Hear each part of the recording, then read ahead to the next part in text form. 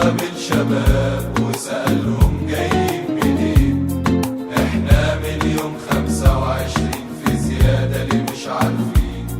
بالنسبة للمكان قولنا قبل حكايتك ايه، مش اصلك بتاع استاد اللي جابك هنا وبتعمل ايه. فجأة ومرة واحدة افتكر اللي حصل زمان، بدأت دموعه تنزل لما جت سيرة المكان.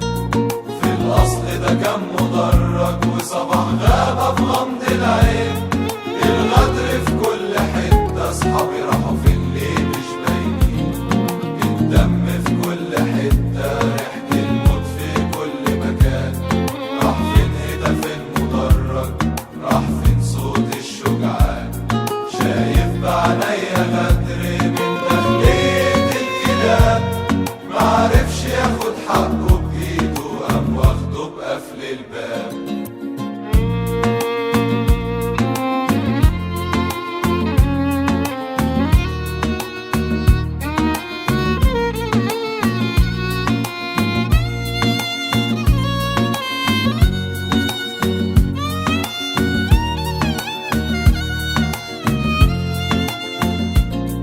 اسكت بطل كلام، كفاية يا ابني حرام عليك.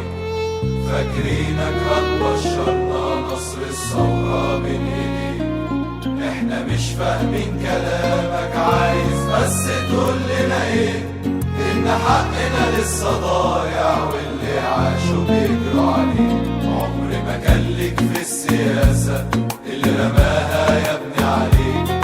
عايز تلعب سياسة، اسكت غمض عينيك.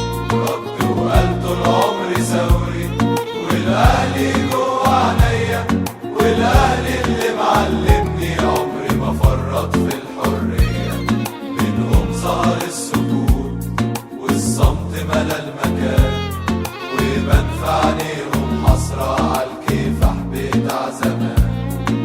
في غشاوة على العيون مش بيصدق الحقيقة، لسه الأفكار في بلدنا بيهدموا فيها